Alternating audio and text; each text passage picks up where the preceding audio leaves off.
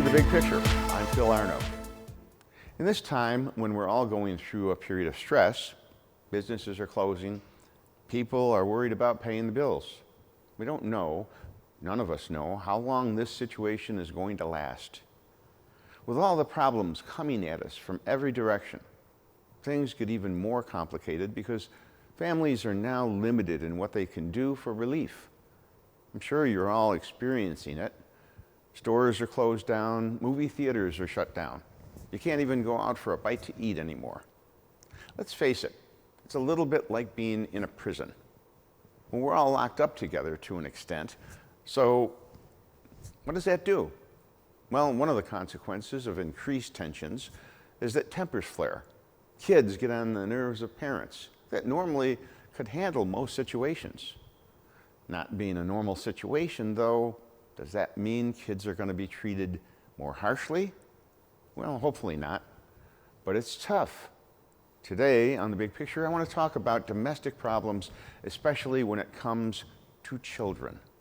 And I want to welcome to the show Rebecca Stevens, Director of the Child Advocacy Center at Best Self. Welcome, and tell me a little bit about both the Best Self and the Child Advocacy Center. It's easy for me to say. It is a little bit of a tongue twister. Yeah. Thank you so much for having me.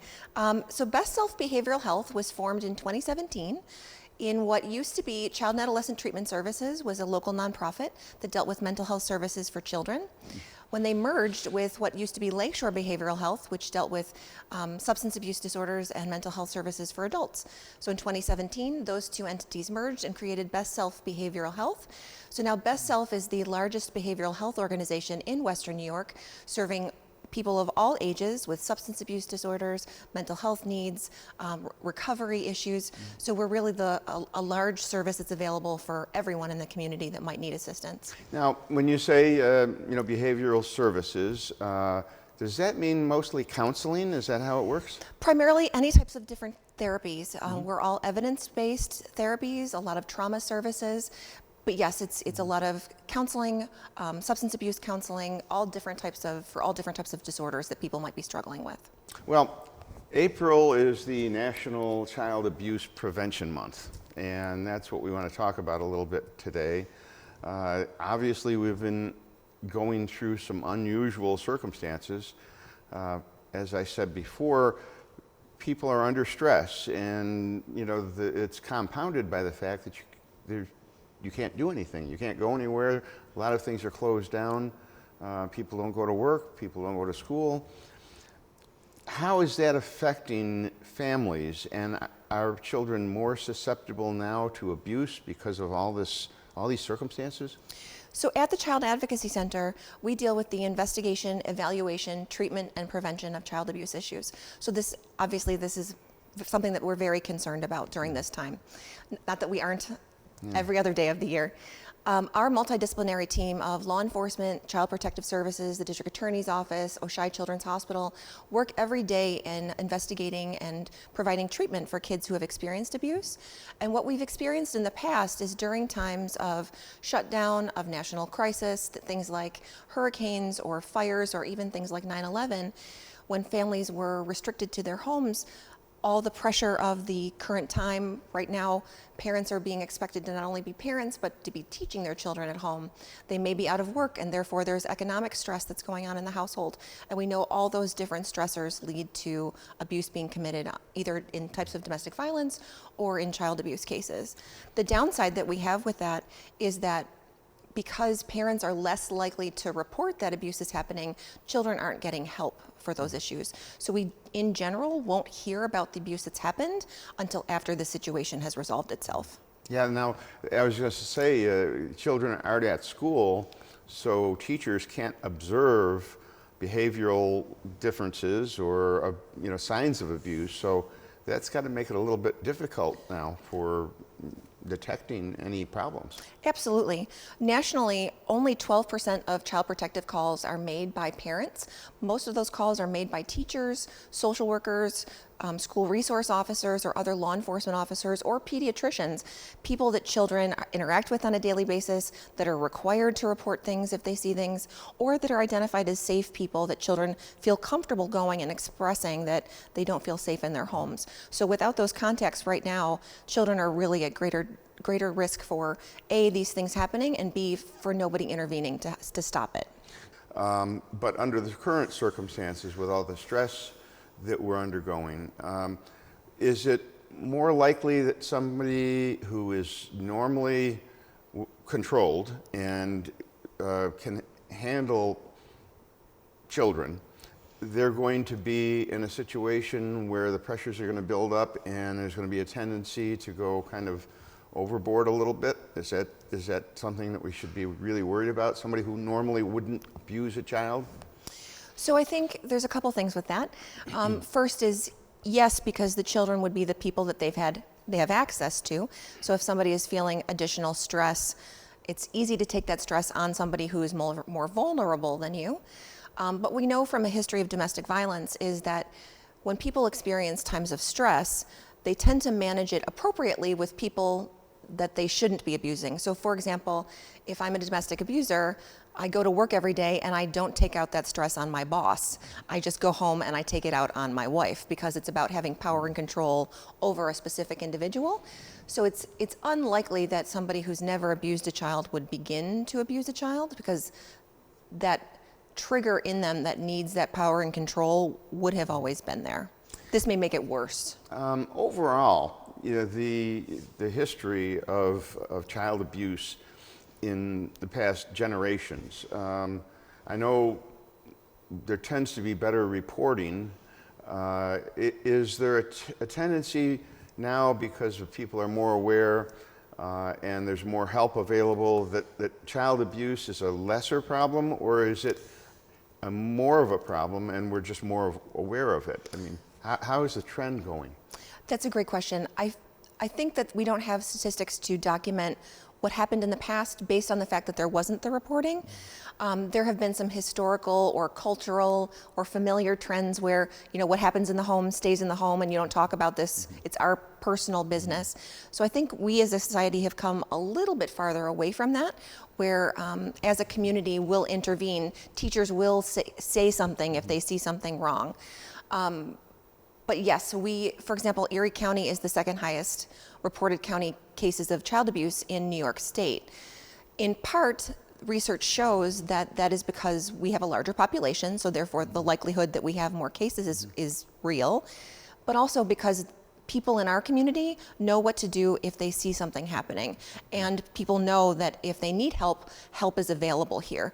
So what it really is telling us is people are trying to get people the help that they need and stop this from happening. Is it a fact or maybe a little bit of a myth that if you were raised as an abused child, you are more likely to be an abuser? Or it's almost, it could go both ways, I think, psychologically. If you were abused, I would think that you could have more empathy for the children and not be an abuser. But on the other hand, if you were abused, I guess you could take out that anger on your kids. I mean, how does that work? So it's a little different depending on what type of abuse we're talking about. For cases of sexual abuse, we really don't find that to necessarily be true, that children who are sexually abused grow up to sexually abuse their own children. There doesn't seem to be that strong of a correlation. But for physical abuse, that tends to be a little different. Children who grow up in homes with domestic violence or grow up with homes where hitting is deemed as appropriate don't necessarily differentiate that from being the normal way that you treat your family.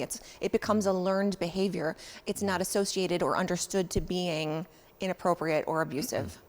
You know, a lot of people who are watching now probably are thinking, you know, when I was raised, you know, my dad had the stick and he, you know, if I were misbehaved, you know, I got it on the back, you know, because I did something wrong, and it only really took once or twice, and then all I had to do was see that stick, and I was going to be as good as an angel. And those were the days when there was a certain amount of physical pain inflicted to teach a lesson.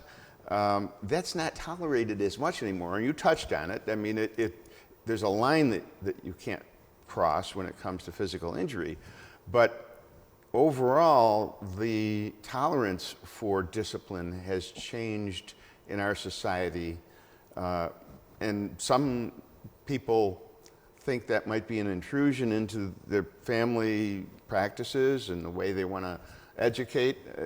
There is a place for discipline in a child's world, and that's the way they learn. How do you talk to parents when they have this history of, well, you know what, spare the rod and spoil the child? There are certainly entities in our community like the Zero Abuse Project who organizes things like the No Hit Zone, where they're trying to tell people that hitting is never appropriate under any circumstances. Or I believe there's actually a bill that's trying to be passed currently, trying to make corporal punishment illegal. So there are definitely those people that believe 100% of the time it's never appropriate. But yes, all of us that are of a certain age grew up in a time where maybe there was belts or sticks or whatever it was that were used. And the idea, hopefully, behind the parent using that was that it was about teaching the child a lesson. How we would talk about it today is about helping the parent think about what's their reason behind, whether it's spanking or using an object such as a stick or a belt. Are they so angry and so filled with rage that they're taking that stick and emptying their rage out on that child with that stick? Or is their primary concern about teaching the child a lesson? For example, a child touches a hot stove, and you may slap that child's hand to teach them, if you touch a hot stove, that will hurt. That makes sense. If a child breaks your vase and you take out your belt and whip it, is that really about your anger and how you're taking out your anger on the child versus what lesson you're trying to teach the child about not touching things that don't belong to them? So it's really about assessing what the parent's intent is and trying to get them to be able to manage that or focus it in a different way. Yeah, I always had the philosophy that punishment was needed or discipline, but if you took the emotion out of it, right, then it wasn't. The trauma of the emotion isn't there. You're not disliking the child. You're not telling them that they're a bad person, or you're angry with them, or you don't like them anymore. What you're telling them is they did something wrong and there are consequences. That's exactly right. And you don't like it, but they have to pay the consequences. Yes.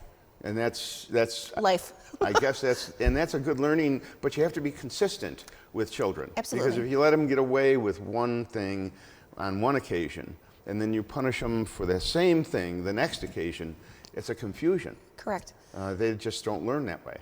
And with children, they will generally try to test you as to how far they can go again. Children are good at being children. And if you argue with, I always tell people this, if you argue with children on their level, if they can draw you into an argument, why I shouldn't do this or why I should do that, you lose. You're losing that argument. Because they're better at being children than you are. You maybe years ago you could do it, but not now, not anymore. Yes. So that's an interesting.